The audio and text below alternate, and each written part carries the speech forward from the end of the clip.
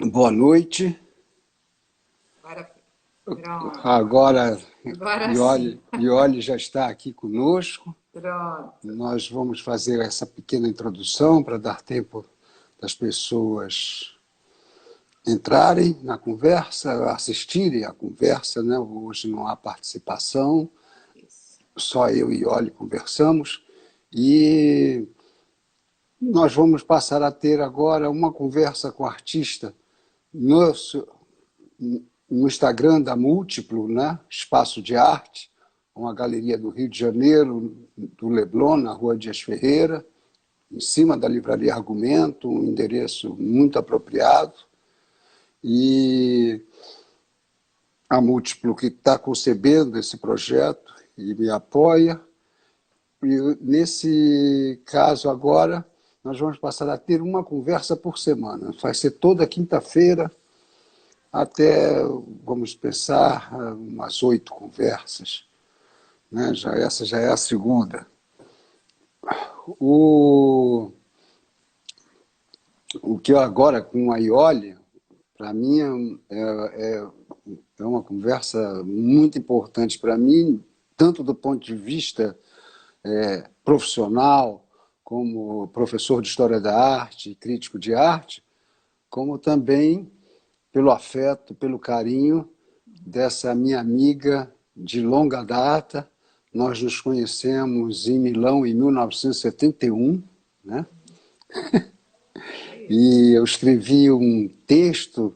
Eu me lembro que eu estava indo para a Grécia, em Essa- 1974, eu estava indo para a Grécia e parei em Milão enquanto a turma que estava comigo foi para Veneza. E eu fiquei em Milão. Eu escrevi um pequeno texto para uma exposição que ela começou o trabalho com fotografias, né? Fotografias de artista, né? Não era fotografia jornalística, nada disso. Era um trabalho já de arte. E eu fiz esse texto e o título era Iole de Freitas, mas ela apresentou para o Armando Strozenberg, hoje nosso amigo comum, e o Armando deu uma lida no texto e escolheu 2 palavras. O texto passou a ter o título Ontogênese e Filogênese. Isso foi em 1974, eu acho. Olha, Poxa, incrível. e, e eu vi a Rara muito pequenininha, que a Rara nasceu na Inglaterra, a filha dela da Iole e do Antônio Dias. Eu vi a Rara muito pequenininha e acompanhando a Iole desde esse tempo, o trabalho dela com assiduidade. Então, eu queria começar colocando uma questão. Primeiro, teve todo o trabalho de fotos. Depois, você entrou na escultura de uma forma já muito radical. Era uma escultura muito desafiadora, que realmente que é daqueles trabalhos de arte que você não tem um texto a priori sobre ele. Ele vai escrever seu próprio texto, e enquanto você não tiver intimidade com ele, você não sabe o que dizer. Foi aí que eu escrevi um texto que o Paulo Venâncio e ela, num livro recente que ela publicou do conjunto da obra, me deram a honra de incorporar. Esse texto tinha o título Eu Não Sei. O... É lindo. Bom, eu não sei por causa da dificuldade da novidade, né? Daquilo que estava sendo apresentado pela primeira vez aos meus olhos e que eu nunca tinha visto nada parecido antes. E eram exatamente essas esculturas, as primeiras esculturas da Iole. E olha, esse trabalho, o seu trabalho passou por grandes transformações ao longo desses anos, né? Ou seja, você teve 2 grandes transformações no trabalho. Você poderia me falar um pouco sobre essas transformações do seu trabalho? Bom, a primeira você já falou muito bem, pontuando essa reflexão linda no texto Eu Não Sei, porque eu também não sabia nada como eu estava fazendo aquele trabalho, que eu chamo dos esgarçados, né, e os aramões, porque era um trabalho totalmente tentativo de busca de alguma porta de saída para os trabalhos dos anos 70 em foto, filme Super 8. Depois eu te contar que agora eu estou finalizando um filminho também com material dos anos 70, inclusive com um deles que quando eu registrei, fiz o filme, você estava lá em casa. Ah, E eu recolhi esse material, um deles você vai reconhecer na hora. E estou hum, fazendo já a montagem e vamos ver juntos. ótimo. Agora, depois desse período que fechou-se num instante muito difícil para mim do trabalho, né? Que era aquela série Glass Pieces, Life Slices, que era cacos de vidro, fatias de vida. É muito difícil para mim aquele trabalho. E aí eu fiquei sem saber como continuar, e dentro de um tatear nesses materiais que depois passei a lidar com mais familiaridade, fio de metal, de arame, borracha e tal, eu fui construindo estes núcleos vazados, né?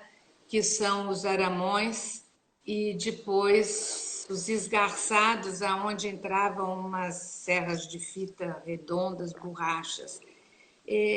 Foi um famoso pulo no escuro essa entrada nesses trabalhos. E não é que eu não trabalhasse antes com a questão do espaço, nem, não gosto da palavra, mas tridimensional, porque para fazer as performances e as instalações que eu mesmo dava, elas eram muito espaciais, digamos assim. Eu trabalhava no ateliê e esticava aqueles panos, aquelas cordas, às vezes e tal. Então, essa espacialidade introjetada após a mediação das fotos e dos filmes, ela foi se apresentando de uma maneira meio dilacerada. Por isso é que eu chamo dos esgarçados, porque não foi fácil esse período. E o anterior também não, então nada é fácil. Mas esse esgarçamento do espaço que busca se reconstruir através desse percurso completamente intenso e irritado, né, dos aramões, eu acho que foi, vocês não gostam da palavra porta de saída, mas foi por onde o trabalho foi buscando uma voz. E daí ele foi procurando vários momentos, né, como o que eu chamo dos barrocões, que foi o primeiro tranco com um espaço arquitetônico real naquela capela do Morumbi, né, um trabalho de 6 metros por 5,5 e tal. Mas ainda não tinha o segundo momento, que é o que você também mencionou, que também para mim foi super radical, que tem essas desconstruções de um certo modo de pensar que o trabalho oferece, depois eu desconstruo, sei lá por quê, vou parar num outro lugar, mas sem perder o fio da meada, acho, que foi essa relação de, às vezes, de atrito, outras vezes eu passo de raspão com os espaços arquitetônicos, né? E que surgiu de maneira mais intensa, assim, no açude, né? Naquela piscina do Museu do Açude. Para mim foram esses dois momentos. É quando existia a mediação da foto, do filme e a presença performática sempre fechada, e isso daí buscava o entendimento de um espaço, outro, e que aí se alinhava com os aramões e depois os outros trabalhos, que eram nos barrocões, etc. E tal, com aqueles Acho que é dobramentos. importante lembrar que quem visita o Paço Imperial, na Praça 15, no Rio de Isso, Janeiro, mantém-se lá logo na entrada, na primeira escadaria, um bom exemplo disso que você está chamando barrocões. isso. Está lá, embora o Paço não tenha uma coleção permanente, Ele reservou algumas obras ao longo do tempo das exposições que foi realizando, algumas obras que os artistas emprestam ao Paço Imperial e permanecem lá. E há uma dessas grandes esculturas chamadas barrocões, logo sob a escadaria principal do Paço Imperial, pode se confrontar com isso que você está chamando de barrocões. É importante, sobretudo para os mais jovens que estão nos assistindo, Isso. ter esse tipo de contato com a obra direta, né? Isso é muito importante. É um corpo a corpo, que agora a gente não está conseguindo, mas daqui a pouco vamos voltar a conseguir. E esse trabalho foi muito engraçado, Paulo Sérgio, porque falando dessa relação dos atritos, ou então de passar meio de fino por espaços arquitetônicos, esse trabalho foi construído mentalmente e materialmente para um galpão enorme em Belo Horizonte, chamado Galpão Embra, numa curadoria que o Rodrigo Naves fez, com vários artistas mineiros, Isaura Pena e tal, que convidaram. Então, ele se instalou lá numa paredona com um super pé direito e ficou meio, no meu entender, com toda a potência dele de transbordamento e tal, meio estatelado na parede. Eu falei, tem alguma coisa ainda que esse trabalho ainda pode render mais. Quando eu trouxe uma exposição grande aí para o Paço, o que aconteceu? Eu me deparei com aquela escada, que ela esfacela o trabalho todo do ponto de vista visual, porque ela não oferece para aquele trabalho que ocupa de maneira bastante plena a parede, né? Do interregno lá da escada, uma possibilidade de visualização completa do trabalho. Você vê aos pedaços, então é um cubismo todo esfacelado ali que acontece, e isso é que me encantou. Então foi uma certa teimosia, porque ele poderia estar reinando numa das paredes das salas superiores, onde existiram outros trabalhos, inclusive o da Capela do Morumbi, que foi trazido de São Paulo para cá, mas essa coisa da desconstrução em que ela ocorre por conta do deslocamento do corpo do observador no atrito com a solução arquitetônica do lugar, né? Então, isso sempre me interessou. Quer dizer, que corpo é esse que se move para poder ter uma percepção do corpo escultórico e o, digamos, então, exagerando, do corpo arquitetônico que acolhe as duas questões, a presença da obra, a presença do corpo do espectador. Que relações são essas que se estabelecem, né? E eu acho que tem sempre essa possibilidade de percepções várias de uma mesma circunstância pelo deslocamento do olhar. Às vezes você não precisa nem te deslocar 1 metro, você desloca um pescoço e você já vê o trabalho de outra maneira. Então, é no descendo a escada, que não desceu da escada, que ficou estatelado lá em cima. Ele está lá. E olhe, mas aí depois se opera uma outra importante transformação, né? Que são esses trabalhos que você vem desenvolvendo mais recentemente, que tem uma pureza construtiva, onde desaparece exatamente a confusão dos barrocões, né? Ou seja, agora é de uma clareza, o trabalho é de uma nitidez, né? O seu trabalho antecipou muito para mim umas coisas, uns trabalhos mais recentes do Olafur Reliasso, que eu vi em janeiro, lá na Fundação Serralves, quando eu fui ver uma exposição do Pedro Cabrita Reis maravilhosa, e tinha os trabalhos do Olafur Reliasso que o seu trabalho surpreende porque antecipa essa pesquisa mais recente do Olafur Eliasson. Ele antecede essa pesquisa mais recente do Olafur Eliasson, o seu trabalho. E o trabalho do Olafur Eliasson tem um quê de design que o seu escapa. Ou seja, não é um trabalho de um designer, é o trabalho de uma artista, de uma escultora, e não um trabalho de um artista designer. O do Olafur tem um certo excesso de limpeza nesses trabalhos recentes, que eu vi em Serralves, no Porto, que me incomodaram um pouco, mas tem muita coisa que tem a ver com esse seu uso do aço inoxidável, dos tubos, mas, sobretudo, que você fez também com os acrílicos. Né? Você se lembra daquela exposição que você fez no Hélio Oiticica? Lembro? Claro. Olha só, logo após aquela circunstância toda lá do Museu Cina e tal, o passo seguinte, porque o açude foi final de 99, em Está havendo um 2000, problema de conexão? que é aí que eu fiz no Centro de lá Arte Hélio Oiticica, no no Rio de Hélio Janeiro. Oiticica, que foi lindo, porque tinha um convite, né, da Vandinha, depois você recebeu lindamente o trabalho lá, eu consegui um lindo catálogo.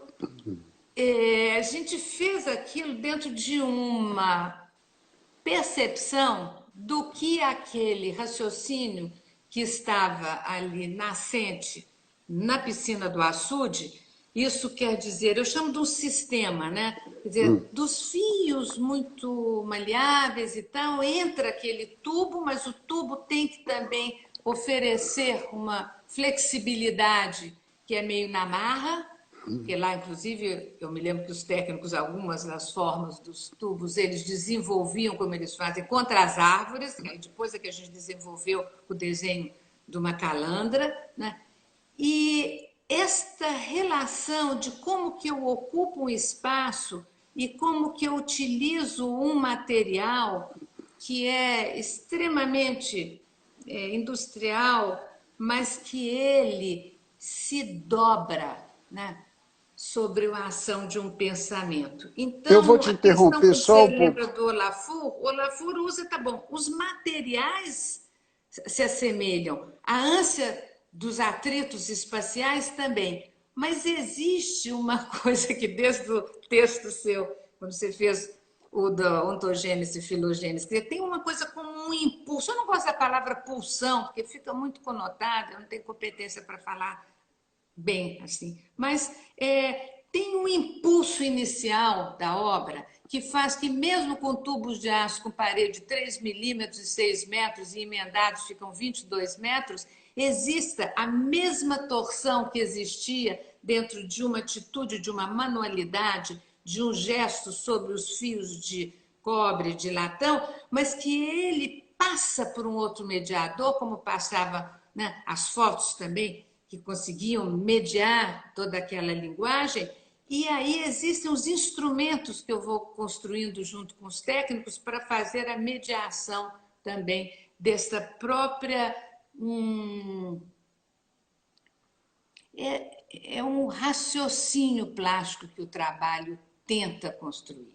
Pode ser que um dia chegue, a gente vai tentando. Né? E aí esse. Eu queria Sim. só esclarecer um ponto para o público que não é do Rio de Janeiro, e sobretudo mais jovens que não são do Rio de Janeiro. Quando você se refere ao trabalho do açude, é um conjunto de instalações sob a curadoria do Márcio Doctos no Museu do Açude, que pertence à Fundação Castro Maia, e que o Márcio Doctos convidou diversos artistas para realizarem instalações permanentes. E você realizou dentro da piscina da Foi. antiga casa do Museu do Açude, né, que é da família Castro Maia.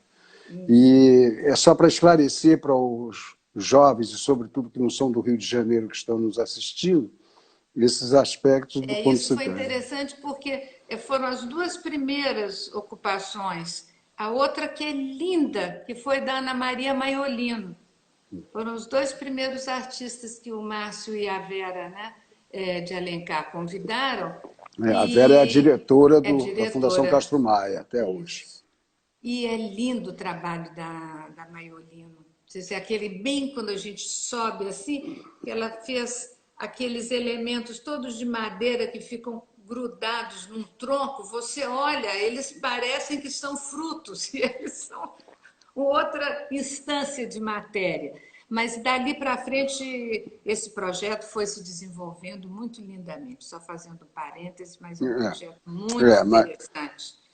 voltando ao seu trabalho, tem esse trabalho mais recente. Esse trabalho eu tinha visto em 1900 não, em 2008, eu vi uma grande exposição o Lafur Eliasso, 2008 ou 2007, já não me lembro muito bem, em Nova York, né? Onde ele estava no MoMA, estava no PS1, estava e fez depois a grande cascata sobre a ponte do Brooklyn. Mas esses trabalhos recentes que eu vi na Serralves, que eu falei que era como se antecipasse o trabalho dele, mas o trabalho dele me incomodou em termos do excesso de limpeza, do Sim. excesso de dúvida, da falta de dúvida, do excesso de certeza. E o seu trabalho, mesmo esses mais recentes, que não tem nada a ver com os barrocões, que são o contrário dos barrocões, porque gozam de uma clareza construtiva muito evidente, mas mantém uma certa dúvida naquele disputa entre os materiais, entre o aço e o acrílico, e a grande lâmina de acrílico que vai ser curvada e vai ser atravessada pelos tubos de aço, eles lançam a gente diante de uma dúvida, como é que aquilo se aguenta, como é que aquilo se equilibra, como é que isso se dá. Enquanto isso desaparece nesses trabalhos do Olafur que eu me referi, que eu vi no Porto recentemente. É um trabalho cheio de certeza, ou seja, muito design. Porque eu não sei também, fico pensando,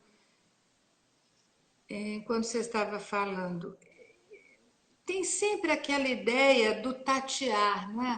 Você não, quando você faz o trabalho, se você já sabe o que vai surgir, então não precisa fazer. Você faz o trabalho porque você não sabe. E você vai buscando. Quer dizer, o trabalho tem que ser sempre uma investigação e, quando consegue, uma invenção. Então, se ele é uma invenção, ele é algo que ainda não foi criado. Então, e aí, quando fica muito pré-projetado, a ideia perde, né, o frescor dela, porque ela vai sendo toda recoberta de pensamentos plásticos e de ideias que antecedem a própria presença plástica da obra. Aí fica difícil, porque passa a ser, isso é um risco, né, na arte, passa a ser a representação da coisa, né? Quer dizer, você está fazendo ali uma narrativa de uma ideia e você não está conseguindo instaurar uma questão, você não está conseguindo inaugurar, essa palavra é boa, inventar uma questão naquele momento. E se você sabe antes aquela ideia, você não está instalando, você não está inaugurando. Então, o eu não sei do texto, quando você estava falando que você se deparava com algo assim, mas o artista também é um eu não sei. Porque se eu sei, não tem graça. Mas é que eu vou fazer o que eu já sei. E se fica só executando o já sabido, isso na minha maneira, né, de pensar e fazer os trabalhos.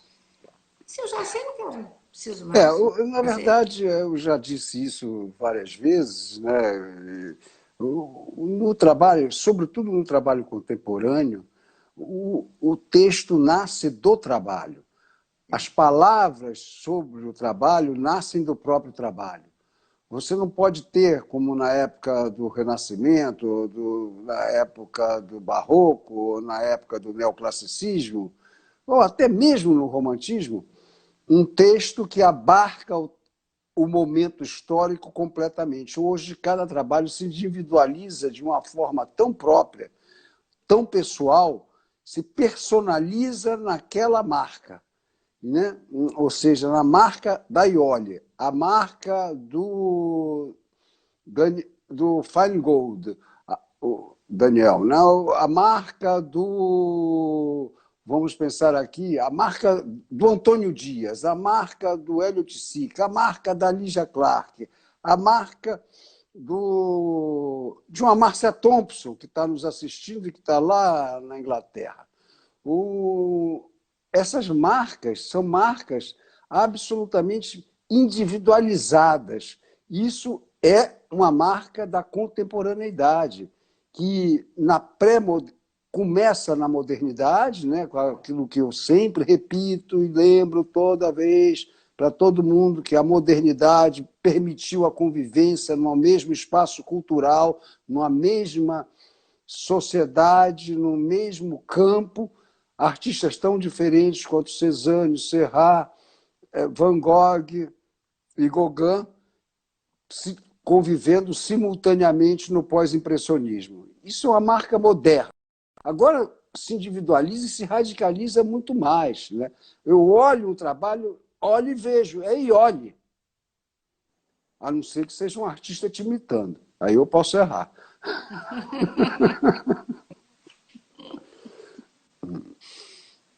Mas olha, essa questão é muito estranha, porque a gente estava pensando em dois momentos, basicamente, né?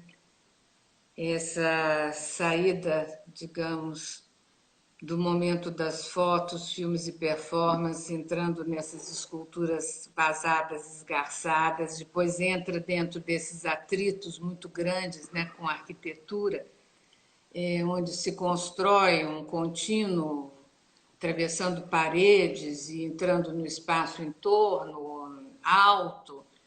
E depois tem um outro momento, né, Paulo Sérgio, que eu ainda não entendi bem, porque ele começou a acontecer há uns 3 anos atrás, que ele até já correu paralelo com esse das grandes instalações, porque eu construí uma instalação grande lá na fachada da casa da André e do Zé Olímpio, enquanto eu estava trabalhando nessas esculturas brancas, num porte muito. Eu ia usar a palavra acanhado, mas não é justo com elas, porque elas não têm nada de acanhadas.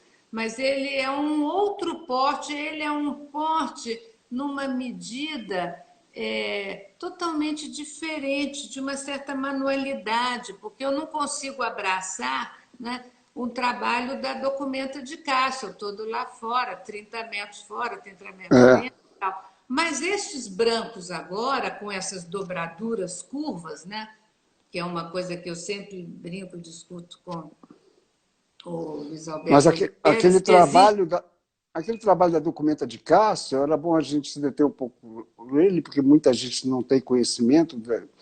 Ele começa dentro do prédio, cai sobre a fachada do prédio da Documenta inteiramente, né?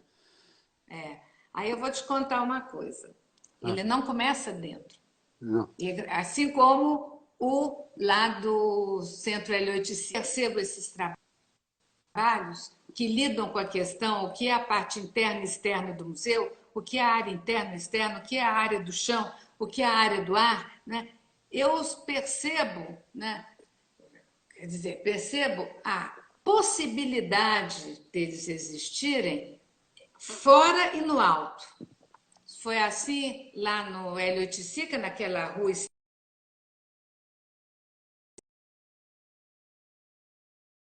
que surgiu. E na Documenta foi em frente àquela praça enorme do Fridericiano. Aí o Bruga me falou: você escolhe o que quer. Eu falei: olha, que eu vou escolher. Ele falou: pode escolher o espaço. Se eu gostar do projeto, vai. Olha e propõe.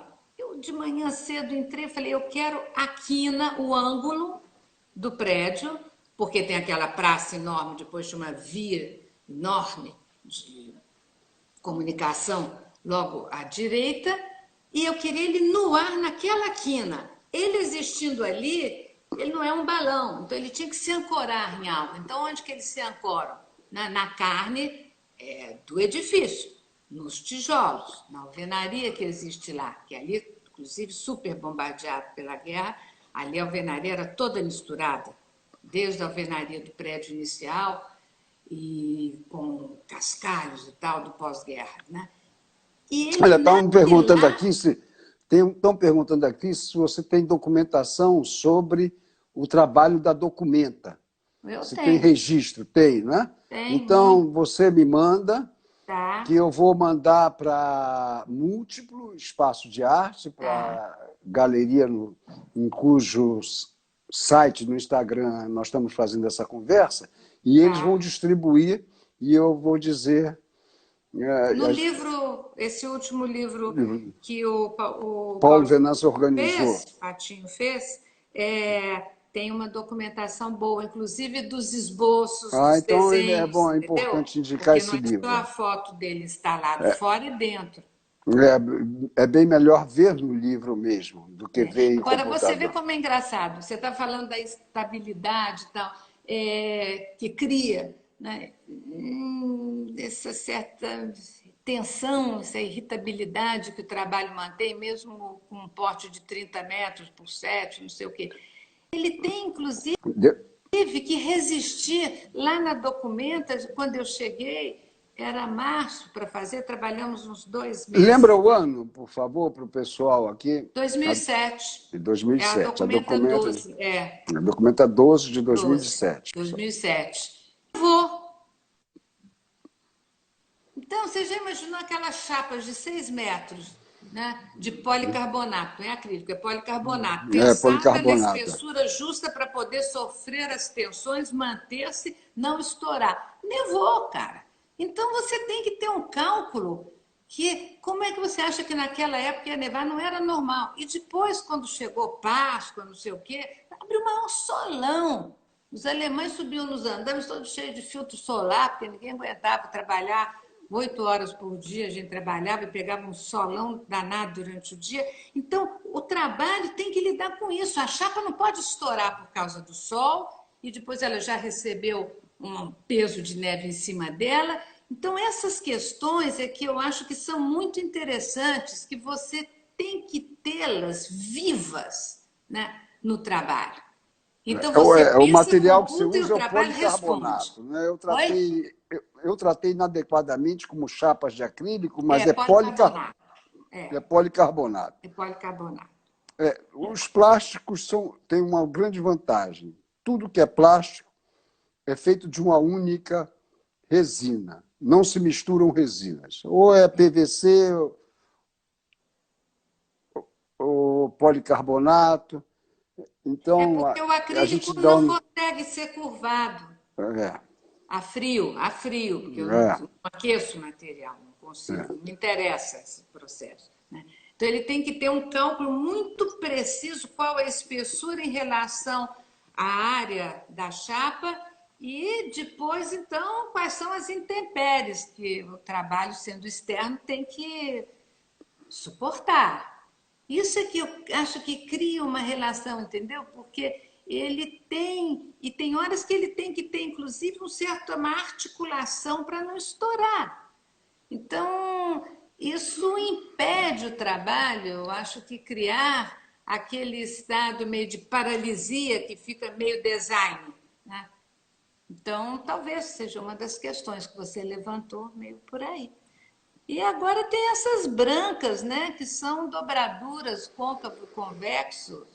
E o último trabalho foi muito doido, porque eu trabalhei um ano e tanto sobre ele.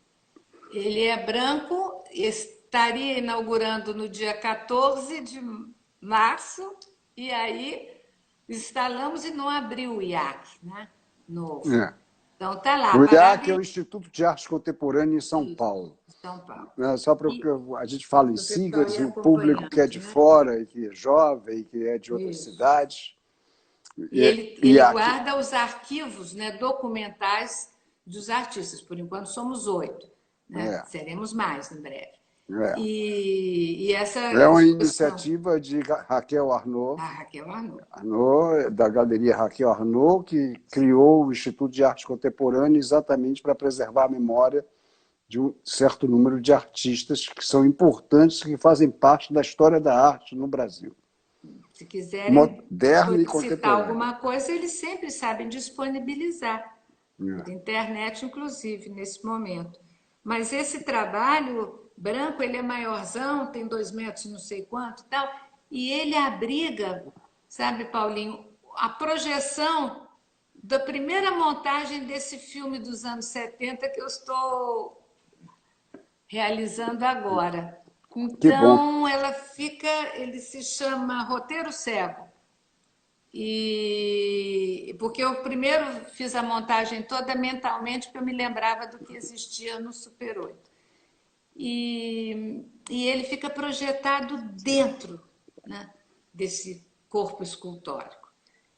E isso me interessa, porque até onde que a curvatura da superfície branca ela vai deformar ou não a imagem que já foi registrada nos 70 e se chama Roteiro Cego, Pele, um Corpo para a Memória. Então, por quê? O corpo é o corpo escultórico. A memória, obviamente, está dentro desses filmes Super 8 registrados nos 70. E a pele é a pele de luz, né? Porque que o projetor, inclusive eu fiz um estrago nele, ele projeta uma cor fúcsia magentada, super bonita. É, igual, mas é igualzinho nos anos 70. Então, tinha aquelas placas ali, sim, de plexiglass, lembra? Também com Não essas lembro. cores na frente das fotos, e agora é o Me próprio lembro. projetor que invade a imagem inicial dos anos 70 com essas pregnações violetas e tal. É muito legal, quero que você veja. Ah, claro que eu Vai quero ver. abrir, em algum Agora momento é o vai seguinte, abrir. agora eu quero colocar um outro trabalho, outra faceta sua, que talvez as pessoas que não estão no Rio de Janeiro não conheçam, é que você é uma professora orientadora na Escola de Artes Visuais do Parque Lage há muitos anos. E eu conheço uma série de artistas que desenvolveram o seu trabalho muito positivamente através de participarem eu não chamaria de aula, dessas São orientações e conversas encontros. sobre o trabalho que você faz no Parque Lage. Você poderia falar um pouquinho disso agora? Posso, porque eu gosto muito desse trabalho. Eu faço, até eu levo um susto quando eu lembro. Foi Quando em você começou? 94 ou 95. Vários diretores, o Luiz Alfonso, o Goldberg que me convidou. Então foi desde esse momento. E o que eu busco fazer, isso que eu falo com o pessoal, são artistas, não são alunos, são artistas. É. Então, eles assistem, veja se a dinâmica funciona para eles. Não tem que ensinar nada, não oriento fazer nenhum. Eles montam uma mostra do trabalho e montam direito, que eu falo, o que eu enxergo. Não vem dizer, isso não era bem assim, assado. Então, eu tenho uma agenda longa, já está preenchida agora até junho. Então, por sempre o mesmo dia, mesmo horário, tal, mesma sala, e eles apresentam uma montagem, uma boa exposição. E eu analiso, falo durante um certo tempo, uma questão mais densa do trabalho, e depois todos os outros artistas que participam deste encontro, chama-se Encontros e Reflexões, e eles também entram e aprendem a pensar alto, porque a questão é o pensar alto, é o ao vivo e a cores. Você vê o trabalho, tem a impregnação da obra, você ouve um comentário, ouve o outro, você pensa no seu, você agrega o seu comentário e você vai vendo a aptidão das pessoas em desenvolver, não é que aprende, desenvolve a faculdade, né, de pensar alto, sob a impregnação de uma obra que pode ser, às vezes, pintura, escultura, o que for, instalações. E isso eu gosto muito. E atualmente ficou muito engraçado, porque a gente ficou sem saber se essa coisa que não é presencial, se dava. Não, falei, vamos continuar. Turma animadíssima. Então, são agora 18. E aí inventei um negócio, porque você conhece a minha inabilidade com estes equipamentos, eu não sei nem como estamos conseguindo hoje realizar essa live. Então, o que eu fiz? Eu falei, vou pelo WhatsApp. Então, eles me mandam de véspera as imagens, eu olho, mudou, porque antes eu olhava na hora, e no dia seguinte eu continuo a pensar, a olhar, e falo durante um tempo gravado. E depois eles escrevem, Paulo Sérgio. Isso está sendo, para mim, assim, uma revelação. Porque alguns não têm muita facilidade da expressão nem oral, mas outros têm uma facilidade na expressão escrita e aquilo fica, né? Porque está no WhatsApp. Então, o artista que apresentou o trabalho retorna aquelas falas, e às vezes extremamente bem estruturadas, como linguagem escrita. Então, você veja, dentro desse sufoco dessa situação agora, quando a gente é carne de pescoço e não desiste das coisas, então vamos continuar o grupo, vamos continuar, mesmo com as inaptidões minhas. O pessoal muito novo não tem esse tipo de crenca, mas enfrenta, entendeu? E a coisa se apresenta dentro de uma outra questão. Então, o que eu acho interessante em arte, não existe muito este ensinar dentro de um sentido mais rígido. Existe o que a gente fez muito bem durante muitos anos, né, Paulo Sérgio? Que é conviver com os artistas, os críticos, os pensadores, visitar os ateliês uns dos outros e discutir. Então, esse encontro do Parque Lage, desde o meados dos anos 90, ele se propôs sempre a isso.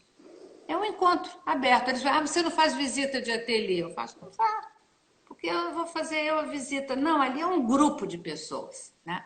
Então, acho que é um negócio que funciona, ativa, sacode as nossas cabeças. As deles, mas principalmente a minha, o que eu acho ótimo. Muito bom, Iole. Iole, agora tenho uma outra pergunta para você, que são as questões dos múltiplos seus, que são uma escala, né, portátil, e, no entanto, eles evocam uma generosidade futura. Como se dá esse pensamento seu? Como funcionam os múltiplos para você? Olha, eu acho sempre difícil, mas eu gosto de desafios. Então, eles surgem, fiz poucos, exatamente por isso. Eles surgem como um outro momento após a realização das grandes instalações. Olha, teve um múltiplo que eu fiz para Art Nexus, a revista, né? Admirável, Ah, claro. que a Célia mantém aquilo até hoje. Né? Então, tem um projeto que ela faz, que é isso, o artista faz um múltiplo, doa e tal.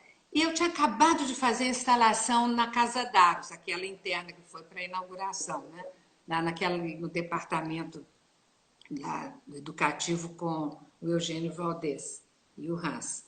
E aí aquilo ficou na minha cabeça, aquela impregnação, porque eu fiz milhares de projetos, que não podia furar a parede, que não sei o quê, depois podia. Então aquilo veio com uma tensão muito forte, aquelas ondas verdes gigantescas, complicadíssimo de fazer a impressão daquele verde e tal, na chapa de policarbonato. Quando ela pediu, eu falei, vamos em frente. E aí o trabalho deve ter 40 por 35 por 40, né, com chapas de aço e com as chapas de policarbonato também, com essa impressão desse verde forte, translúcido, que isso é que interessa, por isso é impresso, e com umas linhas assim. Então, ela abarca e ela sustenta essa obra toda aquela expansão que ocorreu na Casa d'Aros no espaço real. Então, os múltiplos, quer dizer, os trabalhos meus, sendo múltiplos ou não, sejam do pequeno formato, né, eles resultam de uma elaboração muito grande de um espaço arquitetônico dado e trabalhado. Eles não são o contrário, eles não são maquetes para depois a coisa crescer. Entendeu? É o oposto que se pensa. Não é um negocinho que foi feito assim e depois vai ficar grandão. Não. Eles têm um adensamento de uma percepção espacial e de uma intervenção espacial e cromática, muitas vezes muito vigorosa. Acho que é isso. Ah, que bom, Iole. Que bom. Agora, eu, eu saber o que você está pensando para depois da pandemia, né? Bom, Vou primeiro dizer o que está suspenso aqui no ar com a Ah, pandemia. é isso mesmo. Eu Fala. ia inaugurar no 14, montei a tal escultura que deu um trabalhinho de cão, o filme que está no making of e tal, e tudo suspenso no ar, ninguém viu, né? Tá lá no IAC. Então, quando eu abrir, essa é uma questão que eu preciso de ter esse confronto e quero que as pessoas vejam, quero que você veja que relação é essa com esse corpo escultórico, com a projeção e tal. Depois dali, eu ia direto para... Por isso que eu falo, tá tudo no ar, não sei se vai continuar a acontecer em algum outro momento. E eu ia para o Porto, porque eu ia fazer uma conversa com o CISA, e que Ah, que a bonito, Bel que Diegues bom. tinha organizado, ia ser lindo. E ele Ai, manda que carta, bom. ele é um fofo, ele manda carta Aliás, o seu livro é escrita. editado por qual editora? Ah, Esse pela livro Cobogó. pela Cobogó, Pela que é Cobogó. dirigido pela Isabel Diegues, o Isso. livro Iole de Freitas, organizado por Paulo Venâncio Filho, que é uma referência inevitável para quem quiser Muito conhecer bom. a arte contemporânea brasileira. Ou seja, procurem na internet, no site das livrarias, esse livro, Iole de Freitas, Cobogó. Muito bom, muito bom. E a Rara fez o design. Ficou A lindo. Rara, Tia, preciosa, preciosa, fez o design. foi Aí mesmo. agora eu vou Foi um bom reivindicar trabalho, também fez para aonde? mim, né? Vou reivindicar para mim também, né? O livro, o último livro do Antônio, que tem o texto do Aquile Bonito Oliva e o meu, É lindo. é maravilhoso. E Maravilhoso. o É meu maravilhoso. texto entra exatamente no momento, no meio do livro, no desenvolvimento do trabalho sobre o qual eu vou iniciar por onde começar, né? A É primeira lindo. pergunta que eu falo no texto é por onde começar. E eu comecei pelo papel do Nepal antes de recuar para os trabalhos dos anos 60. E a Rara teve a preciosidade de colocar o texto iniciando Rara Dias, filha da Iole e do Antônio Dias, na casa de quem agora a Iole de Freitas está recolhida, né? Isso. Ela não está Isso. sozinha, ela está com o Marcelo, a Rara e o Bento, E o neto Bento. dela. Isso. Entendeu? Ela não está sozinha, tá? Então, Então, ela está muito este bem. momento muito especial, né, É, ele vai ter que funcionar, como você perguntou, né? pós-quarentena, para poder produzir outros trabalhos. Eu tenho certeza que Claro. vai acontecer. Porque, por enquanto, Agora, você faz alguns exercícios com papel, com desenhos e tal. Mas essa circunstância que você puxou tão bem agora, inclusive afetiva, ela vai interferir de uma maneira extremamente importante. E eu acho que esses outros trabalhos que ficaram meio no ar, tem uma exposição no Porto também que está parada, tem exposição na Raquel Arnaud, que era setembro, né? E está tudo parado. Mas eu acho que os trabalhos vão mudar. Depois dessa situação de um recolhimento, que para mim não se tornou recolhimento, porque passou a ser um instante de convivência muito mais direta e constante com os afetos, isso vai interferir. Isso vai, de alguma maneira, surgir como surgiu nos filmes, né, dos anos 70. Então, vamos esperar para ver. vamos esperar. Eu quero ver os filmes dos anos 70 Ah, de você vai novo. gostar. Eu quero ver de novo. E, Você olha, eu vai vi gostar. sendo Vai feitos. reconhecer muita Eu vi coisa. na hora que estavam sendo Você viu quando feitos. eu estava filmando um deles? Pois é, então eu quero rever, porra. É evidente Não, que vai vai ser ser muito muito importante. bom. E é Vai ser muito muito bom. importante, se tiver uma oportunidade, se o IAC puder colocar no site os filmes dos anos Ah, mas 70. ele tem. É, Acho que a galeria também da Raquel ia colocar agora nesse mês. né? A Autorizei. Galeria da Raquel, eu, Os eu, eu filmes, os acabei de trabalhos ver um deles. filme sobre o Sérgio Camargo, da Isso, Maria isso. Camargo, Lindo maravilhoso, filme, pelos lindo. 90 anos do nosso querido Sérgio, né? Querido, Morreu querido. com 60, faria 90 anos esse Menino ano, incrível, um né, Paulo? amigo muito Muito querido, querido, e muito eu me querido. lembro que marcou muito na minha vida, a morte do Sérgio, um apelo da Luísa Duarte, a minha filha, né? Hoje crítica, curadora também, né? Não aprendeu nada, seguiu o caminho do pai. Pô. E aí ela é absolutamente contemporânea, mas eu me lembro ela com 10 anos de idade, quando o Sérgio morreu, ela disse: eu quero ir ao enterro, papai. Porque a gente ia nos fins de semana lá para Esse, Jacarepaguá, para o sítio Jacarepaguá. dele, que era uma reserva maravilhosa, além de ter o ateliê e a casa, as esculturas também tinham um aspecto de jardim formidável, né? Porque ele tinha essa questão com a paisagem já de origem. Teve a galeria do pai dele em Ipanema, no edifício Camargo, na Rua Barão de Ipanema, projeto de Oscar Niemeyer, né? Ali na Rua Barão de Ipanema, o edifício Camargo é um projeto do Oscar Niemeyer.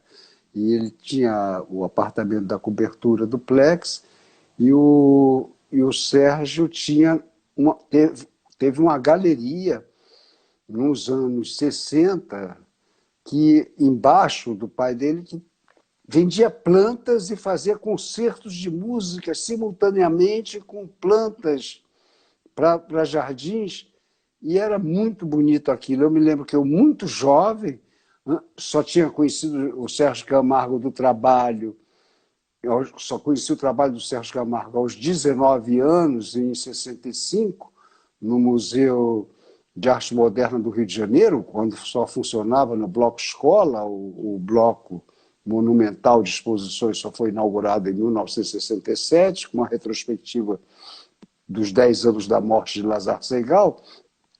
E eu estava ainda em 65, quando vi o Opinião 65, aquelas coisas todas, eu vi a belíssima exposição de relevos do Sérgio em 65. Mas eu ia à galeria e não associava a galeria Engraçado. ao trabalho dele, porque ele não Engraçado. fazia exposições dele. Nem Eu sabia isso da galeria. estou com vergonha hoje de uma coisa, quem olha é abstêmia.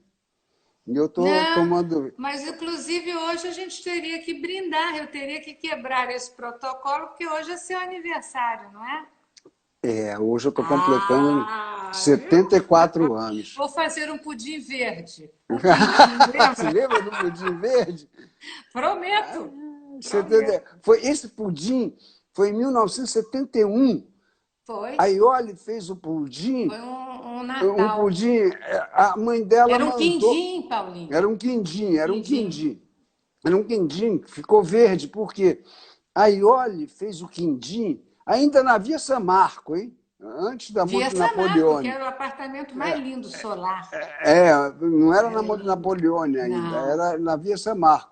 E eu me lembro desse quindim, sabe por que ele ficou verde? A mãe dela mandou a receita e esqueceu de dizer, quando falou tantos ovos, que tinha que ser só as gemas. Ela tacou os ovos com clara e gema. E o Eu era pudim, uma exímia cozinheira. ficou verde. E esse é de 1971, esse que você Vamos lembrou repetir, agora. vou fazer outro. Vamos comemorar o quindim. De aniversário.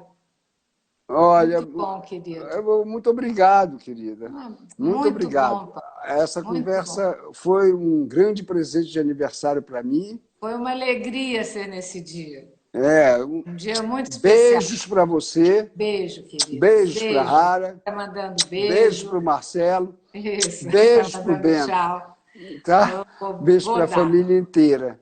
Nós vamos encerrar agora, porque em 1 hora encerra o Instagram, encerra por si só, e convidar vocês para a próxima quinta-feira, uma próxima conversa com o artista aqui nesse mesmo lugar, Instagram, na Múltiplo Espaço de Arte, né?